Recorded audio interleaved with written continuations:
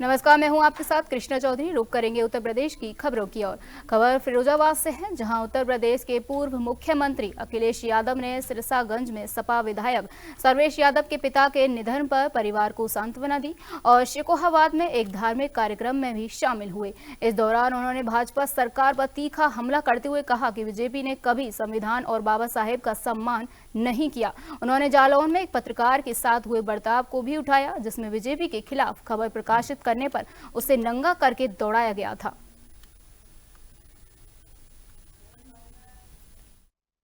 1 लाख साल से और मनुष्य कब से आ रहे कब से जा रहे हैं, तो कहीं खोद दो कि क्या ना मिल जाए वहां पर। अरे पत्रकार साथी, जालौन में एक पत्रकार ने भारतीय जनता पार्टी के खिलाफ न्यूज निकाल दी, उसके कपड़े उतार दिए थे, उसे नंगा कर दिया। ये देखिए, ये सब सोशल मीडिया का जमाना है। ये कोई ऐसा नहीं जानता हो, ये सब नौजवान जानते हैं। ये हम समाजवादियों की या जो भी सरकार में है उसके सामने चुनौती है कि इन नौजवानों को कैसे बेहतर हो। 1 लाख साल से और मनुष्य कब से आ रहे कब से।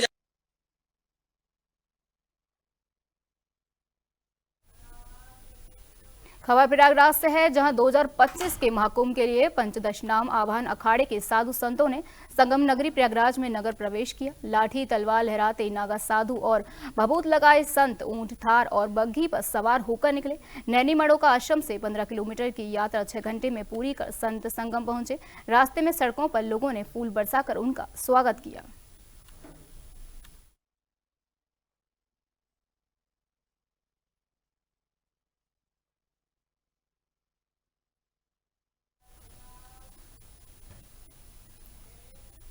खबर हरदोई से है, जहां जनपद में 13 केंद्रों पर पीएससी प्री परीक्षा 2024 कड़ी सुरक्षा के बीच संपन्न हुई। जिलाधिकारी मंगला प्रसाद सिंह और पुलिस अधीक्षक नीरज कुमार जादौन की उपस्थिति में प्रश्न पत्रों और ओएमआर शीट का वितरण किया गया। उन्होंने विभिन्न केंद्रों का निरीक्षण किया, जिसमें बीएन श्री राजकीय इंटर कॉलेज, सोसाशी राज्य मेडिकल, महाराणा प्रताप महाविद्यालय और अन्य शामिल थे। परीक्षा शांतिपूर्वक और शुचिता के साथ संपन्न हुई। कुल 5,674 परीक्षार्थियों से 4,465 ने परीक्षा दी। प्रथम बार जो है पीसीएस प्री की परीक्षा हुई है, कैसी क्या व्यवस्थाएं थी प्रशासन की और क्या जो है वो परसेंटेज रहा परीक्षा का? और जनपद में कुल 13 परीक्षा केंद्रों पर उत्तर प्रदेश सम्मिलित राज्य प्रवर अधीनस्थ सेवा की परीक्षा संपन्न हुई है और 13 परीक्षा केंद्रों पर लगभग 5,500 अभ्यर्थी थे और सभी केंद्रों पर हम गए, पुलिस अधीक्षक भी साथ में थे। सभी परीक्षा केंद्रों के लिए सेक्टर मजिस्ट्रेट और स्टेटिक मजिस्ट्रेट्स तैनात किए गए थे। केंद्र व्यवस्थापक थे, व्यवस्थाएं अच्छी थी और सीसीटीवी कैमरे लगे हुए थे। उपस्थिति लगभग 40-45 या 50% तक उपस्थिति थी, बट कहीं से कोई कंप्लेंट नहीं है और परीक्षा निर्विघ्न और शांतिपूर्वक और नकलविहीन संपन्न हुई है। प्रथम बार जो है पीसीएस प्री की परीक्षा हुई है, कैसी क्या व्यवस्थाएं थी प्रशासन की और क्या जो है वो परसेंटेज रहा परीक्षा का? और जनपद में कुल 13 परीक्षा केंद्रों पर उत्तर प्रदेश सम्मिलित राज्य प्रवर अधीनस्थ सेवा की परीक्षा संपन्न हुई है और 13 परीक्षा केंद्रों पर लगभग 5,500। खबर मुरादाबाद से है, जहां मझौला क्षेत्र में पुलिस ने जाली करेंसी बनाने के उपकरणों के साथ 3 आरोपियों को गिरफ्तार किया। अभियुक्तों के पास 2,74,550 रुपए की नकली करेंसी और बनाने के उपकरण बरामद हुए। पूछताछ में आरोपियों ने बताया कि वे शाहिद की फर्जी वेब सीरीज देखकर नकली नोट छापने की विधि सीखे थे। पुलिस ने मामले की जाँच शुरू कर दी है। देखिए, सीओ सिविल लाइंस और एसएचओ मझौला की टीम ने आज एक नकली नोट बनाने वाले और उसको यूज़ करने वाले गैंग को पकड़ने में सफलता मिली है। इनफैक्ट हमारे पास सटीक सूचना थी कि जयंतीपुर क्षेत्र जो हमारे थाना मझौला का एरिया है, वहाँ पे बड़े पैमाने पे नकली नोट बनाए जा रहे हैं और उसको यहाँ आसपास के जनपदों में, आसपास के मार्केट्स में उसकी खपत की जा रही है। इस पे इन लोगों ने दबिश दे करके आज गिरफ्तार किया है, जिसमें जो मुख्य है वो उसका नाम आदिल है और आदिल पिछले लगभग 1 साल से इस धंधे में लिप्त है। उसने ये बताया कि एक वेब सीरीज है फर्जी, उस फर्जी वेब सीरीज़ को देख कर वो इंस्पायर हुआ और उसके बाद से उसने ये काम शुरू किया। इनफैक्ट उसका किसी के ऊपर कुछ बकाया पैसा था पहले, उसने उस बकाया पैसे के बदले उसने एक प्रिंटर लिया और प्रिंटर को यूज़ करना शुरू किया। फर्जी में जिस तरीके से फर्जी तरीके से बहुत सारे कारनामे होते हैं, उसमें नकली नोट बनाने का भी की जो विधि है उसको उसने फॉलो किया। देखिए, जो सिविल लाइंस और SHO मझोला। खबर महोबा से है, जहां भागवत कथा में शिरकत करने पहुंची साध्वी ऋतंभरा ने संभल मामले में कहा कि हरिहर मंदिर को छुपाने का प्रयास किया गया, लेकिन सत्य कभी नहीं छुपता। बांग्लादेश में हिंदू पर हो रहे अत्याचार पर उन्होंने सख्त लहजे में कहा कि बांग्लादेश का अस्तित्व भारत से है। राहुल गांधी पर हमला बोलते हुए उन्होंने कहा कि जो संविधान की दुहाई देते हैं वही संसद में इसकी धज्जियां उड़ा रहे हैं, जबकि PM मोदी ने संविधान को सर्वोपरि माना है। नहीं, ऐसा नहीं है। देश के प्रधानमंत्री ने संविधान को ही सर्वोपरि ग्रंथ माना है। आपने देखा होगा कि जब वो पार्लियामेंट में गए तो उसकी देहली पे प्रणाम किया था। तो संविधान के रक्षक हम हैं, ये दुहाई देने वाले ही पार्लियामेंट में संविधान की धज्जियां उड़ा रहे हैं। करोड़ों रुपया पार्लियामेंट में खर्च होता है, चलने दो ना पार्लियामेंट। ये संविधान की धज्जियां नहीं उड़ाई जा रही, ये संविधान की धज्जियां उड़ाई जा रही। सत्य को छुपाने का प्रयत्न, कानून की अवहेलना करके भीड़ तंत्र बनाकर पत्थरबाजी करना, ये संविधान की रक्षा नहीं है, ये संविधान की धज्जियां। नहीं, ऐसा नहीं है। देश के प्रधानमंत्री ने संविधान को ही सर्वोपरि ग्रंथ माना है। आपने देखा होगा कि जब वो पार्लियामेंट।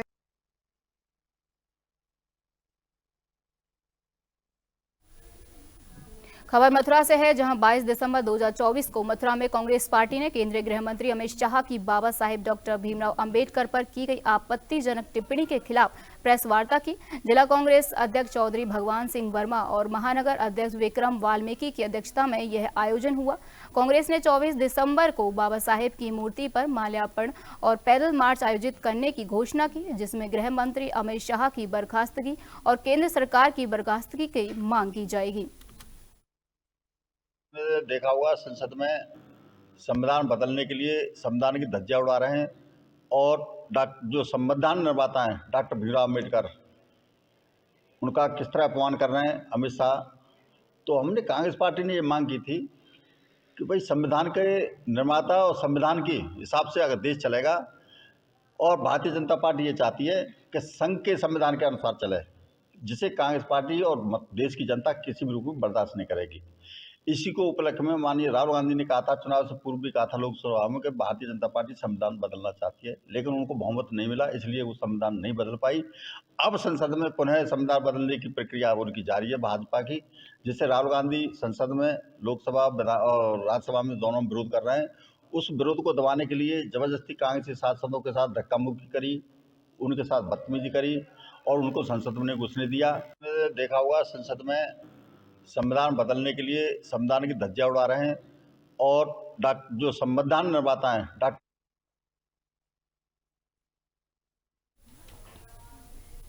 खबर मथुरा से है, जहां 22 दिसंबर 2024 को मथुरा के लक्ष्मी नगर चौराहे पर बाबा साहेब डॉक्टर भीमराव अंबेडकर जी के सम्मान में विरोध प्रदर्शन किया गया। प्रदर्शनकारियों ने गृह मंत्री अमित शाह द्वारा की गई कथित अपमानजनक टिप्पणी के खिलाफ आवाज उठाई और उनसे माफी की मांग की। इसमें विभिन्न सामाजिक संगठनों, युवाओं और बुद्धिजीवियों ने हिस्सा लिया। शांतिपूर्ण तरीके से संपन्न हुआ और कहा गया कि बाबा साहब का अपमान अस्वीकार्य है और ये आंदोलन तब तक जारी रहेगा जब तक गृह मंत्री माफी नहीं मांगते। आपको विदित होगा कि संसद के शीतकालीन सत्र में जिस प्रकार से हमारे संविधान के निर्माता बाबा साहब अंबेडकर और उनके द्वारा निर्मित संविधान की इस सत्तारूढ़ सरकार ने निंदा की है, जिस प्रकार से अवहेलना की है, वो इतिहास में दर्ज हो चुका है और कतई निंदनीय है। लोकतांत्रिक मूल्यों में ये सर्वमान्य सिद्धांत है कि सरकार को जनता की समस्याओं को समाधान के लिए चर्चा करनी चाहिए। सदन चर्चा करने के लिए है, न कि गुंडागिरी करने के लिए है। हमारे राष्ट्रीय नेता राहुल गांधी जी ने, जो विपक्ष के नेता भी हैं, बार बार सदन में अडानी मुद्दे पर चर्चा करने की मांग की। उन्होंने महंगाई के ऊपर चर्चा करने की मांग की, बेरोजगारी।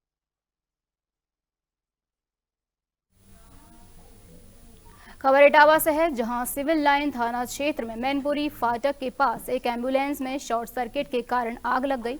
आग लगने के बाद एम्बुलेंस बिना ड्राइवर के खुद ही चलने लगी और नाली की दीवार से टकराकर रुक गई। चालक ने कूदकर जान बचाई। कार में कोई मरीज नहीं था। फायर ब्रिगेड ने मौके पर पहुंचकर आग पर काबू पाया।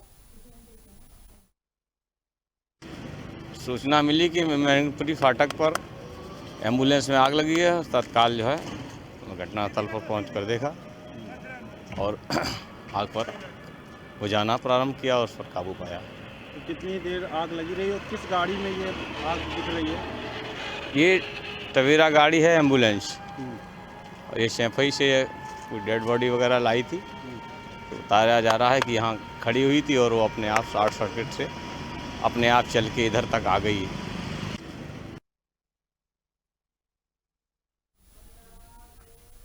खबर इटावा से है, जहां पुलिस ने एक बड़ी सफलता हासिल करते हुए ठगी करने वाले गिरोह के 4 सदस्यों को गिरफ्तार किया है। ये ठग सस्ते ब्याज पर लोन दिलवाने और नौकरी का झांसा देकर लोगों के नाम पर बैंक खाते खुलवाते थे, फिर इन खातों से पैसे निकलवाते थे। आरोपियों पर 9 करोड़ रुपए की ठगी करने का आरोप है। पुलिस ने ठगों के पास से फर्जी दस्तावेज, mobile phone, laptop, debit card और नकद रुपए बरामद किए हैं। एसएसपी संजय कुमार वर्मा ने पुलिस टीम को बधाई दी और 25,000 का इनाम घोषित किया है। क्या क्या पुलिस ने बरामद किया और कैसे ये अभियुक्त हैं? देखिए, आज जो सोसाइटी में और लोगों के बीच में सबसे फ्रिक्वेंट जो क्राइम हो रहा है, और शासन भी इसमें चाहता है कि जो सबसे बड़ा क्राइम फ्रॉड, साइबर फ्रॉड के रूप में निकल रहा है हमारे सामने, उसमें कई पीड़ित लोग, जो आम जनमानस पीड़ित हो रहा है काफ़ी हद तक। एक तो इसकी जागरूकता की बहुत आवश्यक है। साथ ही साथ मैं इसमें कह दूं कि इटावा पुलिस इसमें काफ़ी प्रतिबद्धता के साथ कार्य कर रही है। पिछले 1 हफ्ते के अंदर ये दूसरी बड़ा पर्दाफाश है जिसमें हम ये कार्रवाई कर रहे हैं। 4 लोग पकड़े गए हैं इसमें, स्कोडा गाड़ी के साथ जो है, जिसमें 2 फतेहगढ़ के रहने वाले हैं और 2 इटावा जनपद के निवासी हैं इसमें, और इनका जिम का भी इनका कारोबार चल रहा था। इसमें जो पकड़े जाते हैं लोग, ये गरीब लोगों को टारगेट करते हैं, और जो हमारा सेंट्रल लेवल पर जो साइबर क्राइम के लिए कोऑर्डिनेशन सेंटर खुला हुआ है, उसके माध्यम से जो कंप्लेन मिला था, उसके माध्यम से हमारी साइबर थाना की जो टीम है और अमित मिश्रा जो फ्रेंड्स कॉलोनी का थाना अध्यक्ष है, दोनों मिलकर इससे कार्य कर रहे थे। और इसमें सुबह एक तड़के में गिरफ्तारी की जाती है, जिसे पूछताछ करने पर इनसे काफ़ी बड़ी मात्रा में सामान इत्यादि, मोबाइल से लेकर क्रेडिट कार्ड, एटीएम कार्ड, आधार कार्ड और लैपटॉप, चार्जर तथा और तमाम तरह की चीजें बरामद की जाती हैं। क्या क्या पुलिस ने बरामद?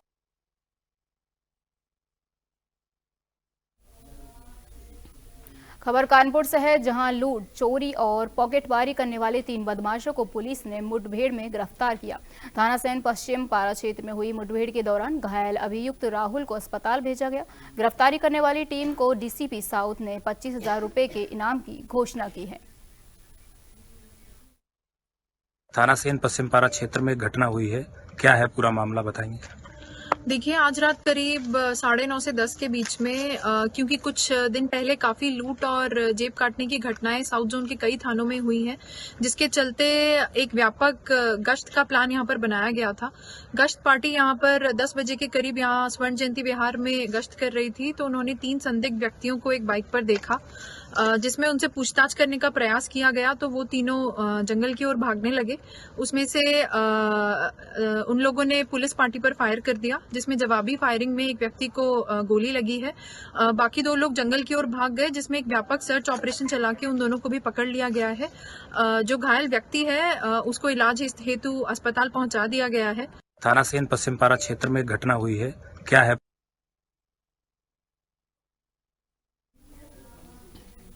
खबर कासगंज से है, जहां मिठाई की दुकान में रविवार को गैस सिलेंडर में आग लग गई, जिससे अफरा तफरी मच गई।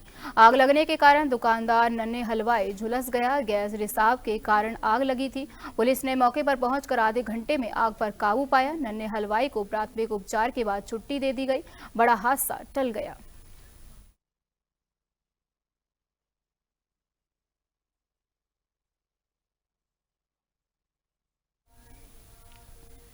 खबर सोनभद्र से है, छत्तीसगढ़ से वाराणसी जा रही सवारी बस सोनभद्र में ट्रक से टकरा गई। घटना चौबन थाना क्षेत्र के बग्गा नाला के पास हुई, जहां हाईवे पर बने ब्रेकर की वजह से बस अनियंत्रित हो गई। टक्कर के बाद बस क्षतिग्रस्त हो गई, लेकिन सभी यात्री सुरक्षित रहे और किसी को चोट नहीं आई। पुलिस और राहत टीम मौके पर पहुंची और बचाव कार्य शुरू किया।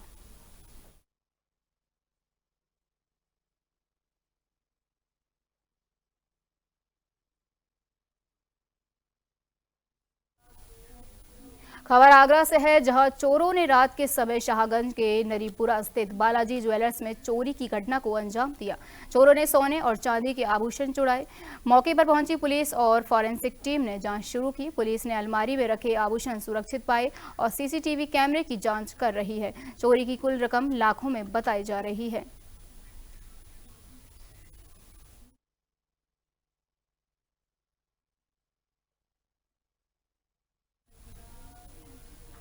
खबर एटा से है, जहां नगला चिन्नी गांव में बिजली बिल वसूली के दौरान विद्युत विभाग के जेई मनीष कुमार के साथ मारपीट हुई। बकायादार ने बिल जमा करने की बात पर गाली गलौज करते हुए जेई पर हमला कर दिया। घटना के बाद जेई ने कोतावली नगर थाने में नामजद आरोपियों के खिलाफ शिकायत देकर कार्रवाई की मांग की है। आप कहाँ तैनात हैं, किस विभाग में? कोतवाली देहात विद्युत विभाग में जेई के पद पे हैं आप।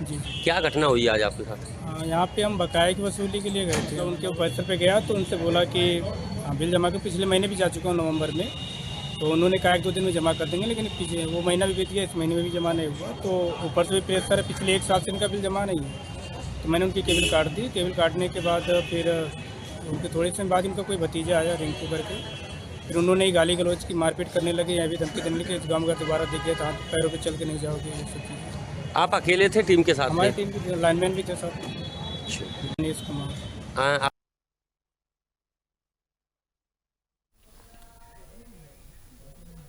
खबर सोनभद्र से है, जहां कटौली गांव में 5 वर्षीय विशाल पुत्र नंदलाल गोंड की नदी में डूबने से मौत हो गई।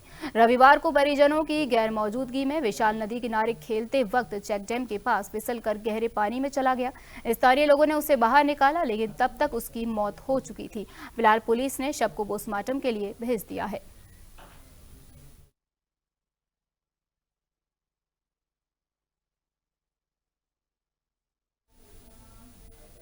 खबर इटावा से है, जहां इटावा के ग्राम मोहम्मदपुर में कार के अंदर दम घुटने से 2 मिस्त्रियों की मौत हो गई। पुलिस ने मौके पर पहुंचकर दोनों शवों को बाहर निकाला और पोस्टमार्टम के लिए भेजा। जानकारी के अनुसार शैलेंद्र कुमार और उसका साथी समर, जो मोटर मैकेनिक थे, रात को ओमनी कार के अंदर हीटर चलाकर सो गए, जिससे कार में दम घुटने से उनकी मौत हो गई। घटना से परिवार में मातम का माहौल है। पुलिस ने मामले को गंभीरता से लेकर जाँच शुरू कर दी है। क्या घटना हुई है, आपके कौन है? ये मेरा भतीजा है। कैसे क्या घटना हुई है? अब घटना सर, मेरा गांव बसरे से 3.5 किलोमीटर लगभग, और जब मैं सुबह एक रिश्तेदारी में जा रहा था, एक हमारे मामा के लड़के की दुकान है वहाँ शोरूम की, वहाँ खोले तब वहाँ पहुँच गए। वहीं मेरे पास फ़ोन आया कि ऐसे समर मम्मी गाड़ी में खत्म हो गया, मिस्त्री भी खत्म हो गया। तो मैं भाग के गया, तो मेरे गांव का केवल मैं ही पहुंचा सबसे पहले। तो वहाँ पुलिस के काफ़ी लोग थे, कप्तान साहब भी थे, एडिशनल साहब थे, सतपाल वहाँ थे। तो मैं तो जानता नहीं था कि उन्होंने, मेरे लड़के ने कहा कि ऐसे मिट्टी नहीं जाएगी। आज थाना बसरेहर जनपद इटावा में एक सूचना मिली कि एक गाड़ी ओमनी वैन में 2 लोग मृत पड़े हुए हैं, जिस पर हमारी फॉरेंसिक टीम और थाना बसरेहर की टीम, सीओ सैफई और एसपीआरए साहब मौके पर पहुंचे। इसकी जांच पड़ताल की गई और इसमें ऐसा प्रतीत हुआ फॉरेंसिक टीम द्वारा प्रथम दृष्टया कि चूंकि गाड़ी का हीटर ऑन था और सारा शीशे बंद थे, तो प्रथम दृष्टया ऐसा लग रहा है कार्बन मोनोऑक्साइड बना उसमें, और जिसकी वजह से ऑक्सीजन की कमी की वजह से उनकी मृत्यु हो जाना प्रतीत हो रही है। कोई जहरीला चोट नहीं है बॉडी पर, किसी प्रकार कोई चोट है या कोई दुश्मनी की बात नहीं बताई गई है। कार मैकेनिक का काम करते थे शैलेंद्र नाम का व्यक्ति, और उसका जो हेल्पर था समर नाम का, उसकी पहले की 27 साल उम्र बताई जाती है और एक की 22 वर्ष। तो इस प्रकार से दोनों शवों को कब्जे में लेकर के पंचायतनामा के बाद पोस्टमार्टम की कार्रवाई के लिए प्रेषित कर दिया गया है, और इसमें जो भी विधिक तथ्य आएंगे तदनुसार अन्य विधिक कार्रवाई बाद पोस्टमार्टम अमल में लाई जाएगी। आज थाना बसरेहर जनपद इटावा में एक सूचना मिली कि एक गाड़ी